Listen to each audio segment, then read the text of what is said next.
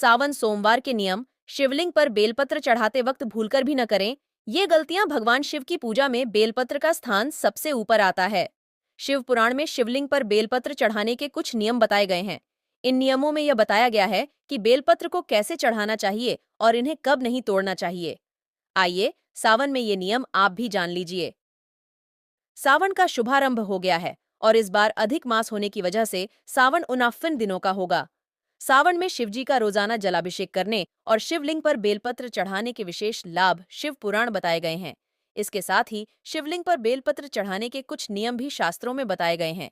इन नियमों को ध्यान में रखकर यदि आप शिवलिंग पर बेलपत्र चढ़ाएंगे तो महादेव तक जल्द आपकी प्रार्थना पहुंचेगी और वह जल्द आपकी मनोकामना पूर्ण करेंगे। भूलकर भी शिवलिंग पर कटा फटा बेलपत्र नहीं चढ़ाना चाहिए।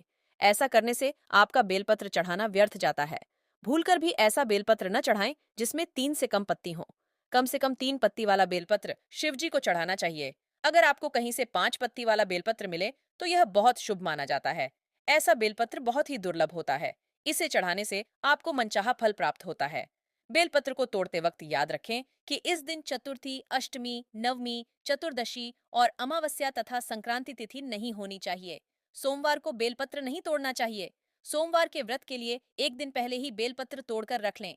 यदि आपको पर्याप्त मात्रा में बेलपत्र नहीं मिल पा रहे हैं तो आप शिवलिंग पर चढ़े हुए बेलपत्र को स्वच्छ जल से धोकर फिर से चढ़ा सकते हैं।